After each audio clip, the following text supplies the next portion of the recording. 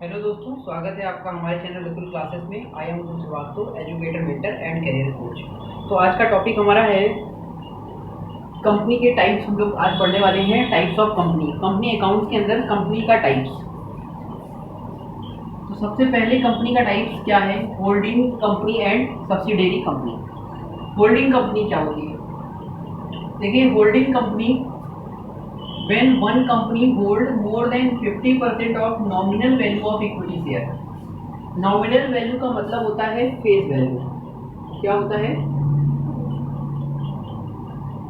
जब कोई कंपनी किसी दूसरी कंपनी के फेस वैल्यू का 50% इक्विटी शेयर, जो फेस वैल्यू के इक्विटी शेयर कैपिटल है उसका 50% इक्विटी शेयर कैपिटल होल्ड करती है, तो that company is known as holding company. 50% से ज़्यादा का शेयर किसी कंपनी के पास जब होता है तो वो कंपनी दूसरी कंपनी की होल्डिंग कंपनी कहलाती है। जैसे कि ये हमारी होल्डिंग कंपनी और ये सब्सिडियरी कंपनी। इस कंपनी के 50% से ज़्यादा शेयर, देखिए, इस कंपनी के 50% से ज़्यादा शेयर इस कंपनी के पास है। ये होल्डिंग हो गई, ये इसकी सब्सिडियरी हो गई, सहायक कंपनी हो गई। और अगर इसने भी, ये सब्सिडियरी कंपनी हो गई, लेकिन इसने अगर किसी और की 50% से ज़्यादा शेयर होल्ड किए तो ये कंपनी होल्डिंग इसकी हो जाएगी, ये कंपनी होल्डिंग इसकी हो जाएगी। ठीक है, तो देखिए, और ये इसकी सब्सिडियरी ही कहलाएगी। जो ये होल्डिंग है इसकी सब्सिडियरी कहलाएगी। तो subsidiary company of any subsidiary company, subsidiary company of any subsidiary company is also known as subsidiary of its holding company. ठीक है, तो इसकी होल्डिंग कहलाएगी, लेकिन ये जो है इसकी सब्सिडियरी कहलाएगी। ठीक है, इस तरीके से ये चार्ट आपको प्रेजेंट कर रहा है। अब इसमें एक इंपॉर्टेंट बात ये है कि the private company of any public company is also known as public company. Private company, अगर किसी पब्लिक कंपनी की कोई प्राइवेट कंपनी, यानी कोई प्राइवेट कंपनी को किसी पब्लिक कंपनी ने हायर किया है, या किसी पब्लिक कंपनी ने किसी प्राइवेट कंपनी के 50% से ज़्यादा शेयर होल्ड किए, तो जो वो प्राइवेट कंपनी है वो पब्लिक कंपनी की तरह ट्रीट की जाएगी। यहाँ तक बात समझ में आ गई? चलो, इसके बाद हम लोग कंपनी का दूसरा टाइप सीखते हैं।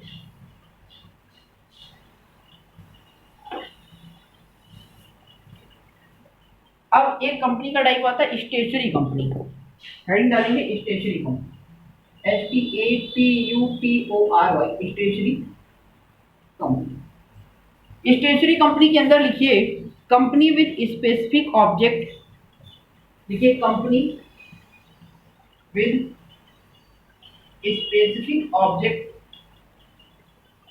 Company with specific object formed under its specific act, formed under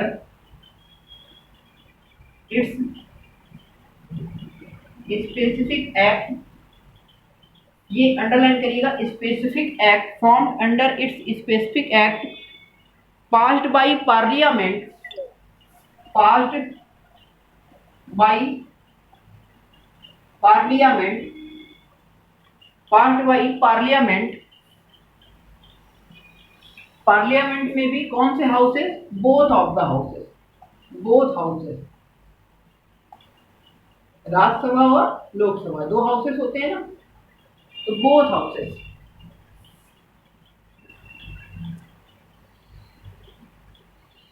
called stationery company, called stationery company. Example ले लेंगे हम लोग, जैसे LIC इसका एग्जाम्पल है, RBI, SBI, ICAI,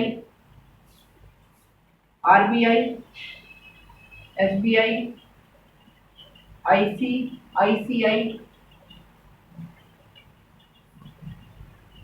और ICAI, UTI, ICAI, UTI, ETC।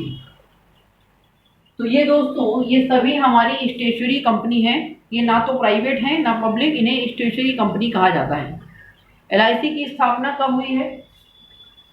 19 देख लेना एक बार, 1955 में हुई है क्या, एक बार चेक कर लेना। RBI की 1934 में हुई है, ठीक है, 1934 में। SBI की 1955 में, 1955 में SBI हुई है। ICICI 1990 के आसपास हुई है, 1990 के आसपास। और ICAI Indian institute of chartered accountant of India 1949। और इसी तरीके से UTI यानी UTI की स्थापना हुई है 1964 में। इसका फुल फॉर्म क्या था UTI का? एक बार चेक कर लेना गूगल पे, इसका क्या फुल फॉर्म है, आराम से उतर गया अभी। तो इस तरीके से एक बार आप चेक कर लीजिएगा। तो इस तरीके से अलग अलग ईयर में ये एक्ट पास हुए हैं और इस एक्ट के थ्रू ही इन कंपनियों की स्थापना हुई।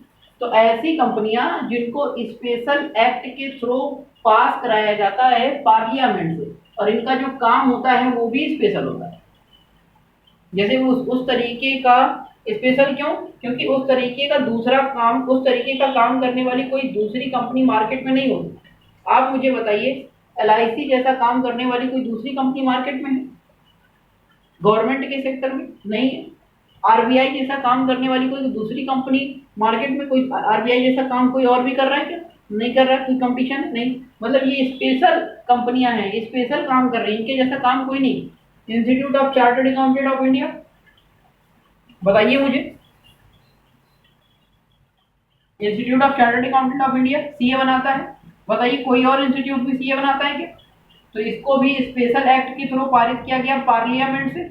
1949 एक्ट आया है, ये एक्ट है सब, 1949 एक्ट, इसके थ्रू इसकी स्थापना हुई थी। ये भी एक कंपनी है, स्टेशनरी कंपनी है, लीगल वे से इसका रजिस्ट्रेशन हुआ है और इसका स्पेशल ऑब्जेक्ट है। स्पेशल ऑब्जेक्ट इसका क्या है? CA बनाना, ये ऑब्जेक्ट है। तो ये हमारी स्टेशनरी कंपनी, समझ में आ रहा है बात? UTI unit trust of India, देखो फुल फॉर्म याद आ गया, unit trust of India, mutual fund से डील करती है ये कंपनी। तो ये भी जो है 1964 में इसकी स्थापना हुई, 1964 एक्ट एक आया UTI का। इस तरीके से इन कंपनीज के बारे में आपको पता होना चाहिए। इस तरीके की कंपनीज को स्टेशनरी कंपनी कहा जाता है, नोट कर लीजिए इतना। फिर बात करेंगे लिस्टेड कंपनी और अनलिस्टेड कंपनी। रख कर दें, yes.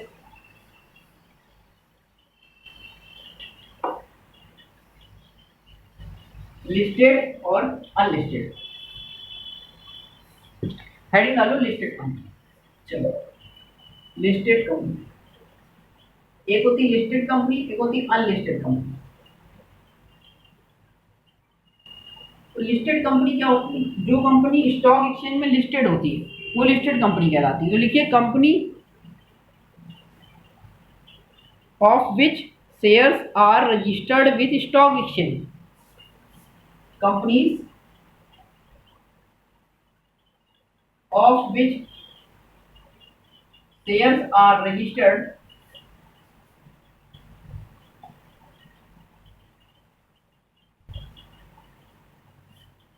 with stock exchange for what? For trading। Trading का मतलब क्या होता है? परचेज। ट्रेडिंग का मतलब क्या? Purchase and sale. तो परचेज और सेल करने के लिए जिस कंपनी के शेयर मार्केट में स्टॉक एक्सचेंज में रजिस्टर्ड होते हैं, ऐसी कंपनी को लिस्टेड कंपनी कहा जाता है, जिनके शेयर स्टॉक एक्सचेंज में रजिस्टर्ड हो। Unlisted company, companies of which shares are not registered, ये थ्योरी पढ़ा रहे हैं आपको पहले, in stock exchange,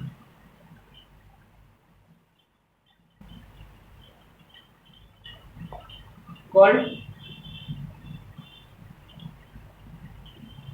unlisted company. Note कर ली, बहुत बेसिक डिफिनेशन थी ये।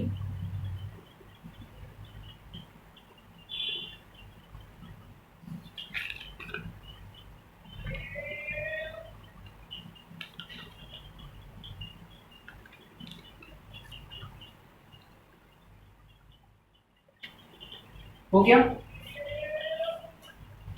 आगे देखिए, कंपनी के एक दो और टाइप होते हैं, एक होता है प्राइवेट कंपनी और एक होता है पब्लिक कंपनी, जो सबसे मेजर टाइप होते हैं। कंपनी का एक मेन टाइप होता है प्राइवेट कंपनी। अगर टाइप ऑफ कंपनी की बात करें तो आप टाइप ऑफ कंपनी में बताएंगे प्राइवेट कंपनी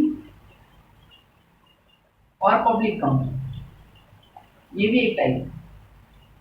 प्राइवेट कंपनी में मिनिमम मेंबर कितने होने चाहिए? Minimum member 2। मैक्सिमम मेंबर कितने होने चाहिए? Maximum member 200। और minimum paid up capital for registration, minimum paid up capital 1,00,000 रुपए, 1,00,000। मिनिमम मेंबर 2, मैक्सिमम मेंबर 200, 200 तक हो सकते हैं, और मिनिमम पेड अप कैपिटल 1,00,000। जबकि पब्लिक कंपनी में कम से कम मेंबर कितने होने चाहिए? 7। 7 लोग नहीं है तो पब्लिक कंपनी नहीं बन सकती। पब्लिक कंपनी कहीं ना कहीं गवर्नमेंट कंपनी भी कहलाई जाती है। गवर्नमेंट कंपनी भी इसको कहीं ना कहीं कहते हैं, क्योंकि गवर्नमेंट का शेयर इसमें थोड़ा ज़्यादा होता है। मैक्सिमम मेंबर पब्लिक कंपनी में नो लिमिट, कितने भी मैक्सिमम मेंबर हो सकते हैं। Paid up capital, minimum paid up capital require, minimum paid up capital require, ये क्वेश्चन इससे आता है, दोनों में अंतर। तो मिनिमम पेड अप कैपिटल 5,00,000 रुपए की जरूरत होती है। अगर 5,00,000 रुपए, तभी आप पब्लिक कंपनी बना सकते हैं।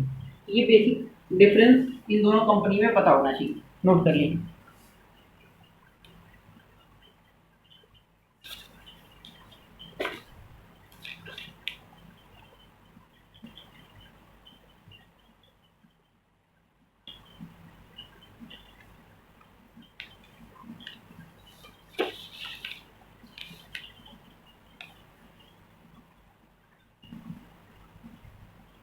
अब देखिए कंपनी कैसे बनाई जाती है और क्या क्या चीजों की जरूरत होती है। रब करें, समझिए। मान लीजिए हमने एक कंपनी बनाई एबीसी, हमने एक कंपनी बनाई एबीसी, ए बी और सी लिमिटेड।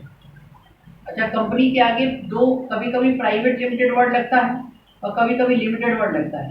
तो जब आप डिफरेंस लिखेंगे, प्राइवेट कंपनी के आगे प्राइवेट लिमिटेड वर्ड लगता है। जब प्राइवेट कंपनी होती है तो डिफरेंस इसका जब लिखने को आएगा तो आप इसे लिखेंगे कि private company require private limited word, but public company required only limited word. Limited जब वर्ड लगा होता है तो इसका मतलब ये पब्लिक कंपनी। जब टाटा मोटर लिमिटेड लिखा होगा, टाटा मोटर लिमिटेड, पूछा जाए कौन सी कंपनी, तो पब्लिक कंपनी। खाली लिखा हुआ है जैसे एसपी प्राइवेट लिमिटेड, तो ये कैसी कंपनी है? Private company. समझ गए बात को? प्राइवेट लिमिटेड प्राइवेट कंपनी को डिनोट करता है, जबकि लिमिटेड वर्ड पब्लिक कंपनी को डिनोट करता है। अब हमने एक कंपनी बनाई एबीसी लिमिटेड। अब एबीसी लिमिटेड हमने कंपनी मान लीजिए बनाई,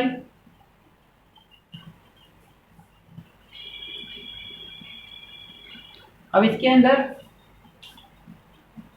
ए बी और सी 3 मेन पार्टनर थे, मतलब मेन आप कह सकते हो ये डायरेक्टर है। मान लीजिए कंपनी को स्टार्ट ही किया है इन्होंने, डायरेक्टर इन्होंने, तीनों ने मिलकर लगा दिया मान लीजिए 50,000 रुपए। बाकी कंपनी को अभी भी रिक्वायर है, कंपनी स्टार्ट करने जा रहे हैं 10 लाख, 9 लाख, 10 लाख रुपए है। रिक्वायर कैपिटल कितनी है? Require capital 10 lakh. Business start होगा 10 लाख से, जिसमें से 50,000 तो दे दिया तीनों ने मिलकर, 9,50,000 रुपए की और जरूरत है। अब ये 9,50,000 रुपए कहाँ से आएंगे? इसका सोर्स क्या है? जब तक सोर्स नहीं पता होगा कंपनी स्टार्ट कैसे करेगी? पैसा आना चाहिए। 50,000 रुपए से कंपनी स्टार्ट नहीं हो सकती। लेकिन कंपनी के पास अगर कंपनी स्टार्ट करने के लिए आपके मन में आइडिया है, जिसका आइडिया था, आइडिया किसी एक व्यक्ति का होगा, मान लीजिए मिस्टर एक्स का। मिस्टर एक्स है प्रमोटर, उनको पता है कि कहाँ कहाँ से पैसा आएगा। जिसके पास आइडिया होता है वो प्रमोटर कहलाता है। जो कंपनी को स्टार्ट करने के लिए सबसे पहले सोचता है वो प्रमोटर होता है। अब ये प्रमोटर के पास आइडिया था, प्रमोटर ने एबीसी को बताया और अपॉइंट किया इनको एज ए डायरेक्टर। ये एबीसी डायरेक्टर के रूप में ये तीनों मिलकर 50,000 रुपए की कंपनी में शेयर लगा देते हैं।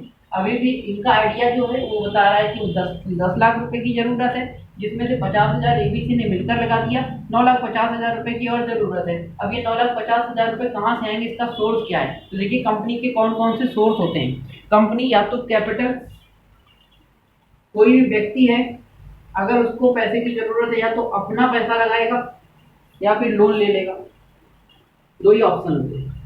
तो या तो कैपिटल लगाया जाएगा, कंपनी का सोर्स होगा या तो कैपिटल यानी ऑनर से पैसा लेगा या फिर किसी और से लोन ले लेगा। तो जो ये कैपिटल आएगी, अब सोल प्रोप्राइटरशिप तो है नहीं जो कैपिटल सिर्फ प्रमोटर या ऑनर, प्रमोटर या डायरेक्टर दें। ये तो कंपनी है, लिमिटेड कंपनी है, इसमें कैपिटल कौन कौन दे सकता है? इसमें कैपिटल कंट्रीब्यूशन हो सकता है किसके द्वारा, बताइए? कंट्रीब्यूशन किसके द्वारा हो सकता है? खुद के द्वारा, या तो खुद कंट्रीब्यूट करेंगे, कंट्रीब्यूशन बाय सेल्फ, या फिर कंट्रीब्यूशन फ्रॉम पब्लिक, या तो पब्लिक से कंट्रीब्यूशन होगा क्योंकि ये कंपनी है, ये कोई सोल प्रोप्राइटरशिप या पार्टनरशिप तो है नहीं कि पब्लिक से ले नहीं सकते। पब्लिक भी मेंबर बनेगी और बिजनेस की मालिक बनेगी। तो ये जो पब्लिक से लेंगे तो कैसे लेंगे? पब्लिक से लेने का तरीका क्या है? Bye issue of share, share issue करके पब्लिक से ले सकते हैं कि नहीं ले सकते हैं? बाकी मालिक और ऑनर या डायरेक्टर या प्रमोटर खुद लगा सकते हैं, बाकी लोग पब्लिक से पैसा लेंगे शेयर इशू करके। लोन के थ्रू कंपनी कहाँ कहाँ से लोन ले सकती है, ये भी देखिए। दूसरा सोर्स है लोन। कंपनी के दो सोर्स होते हैं अपनी पैसे को इकट्ठा करने के लिए, अपनी लायबिलिटी क्रिएट करने के लिए या पैसा इकट्ठा करने के लिए, फंड क्रिएट करने के लिए दो सोर्स होते हैं। दूसरा सोर्स है लोन। लोन कहाँ से लिया जाता है? या तो बैंक से लेगी,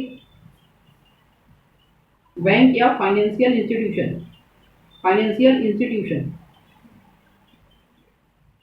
फाइनेंशियल इंस्टीट्यूशन कुछ प्राइवेट बैंक हैं या गवर्नमेंट बैंक हैं जो कुछ लोन देने के लिए कंपनियां खुली हैं, तो इन लोगों से लोन लेने को कहते हैं फाइनेंशियल इंस्टीट्यूशन। या फिर लोन होगा डिवेंचर से,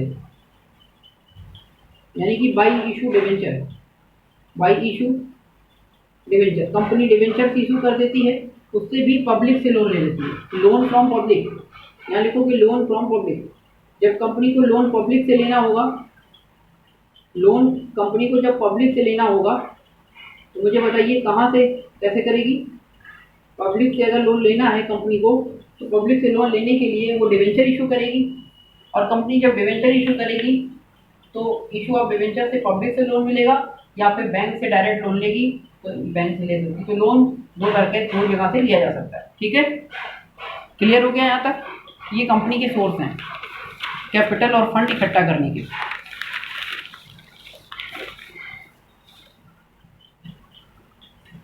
तो इतना नोट कर लीजिए। नेक्स्ट लेक्चर में हम लोग सीखेंगे टाइप्स ऑफ कैपिटल और भी कुछ बेसिक बातें सीखेंगे। अभी बेसिक लेक्चर ही चल रहा है, ये बेसिक लेक्चर 3 है, अब बेसिक लेक्चर 4, उसके बाद हम लोग अकाउंटिंग स्टार्ट करेंगे।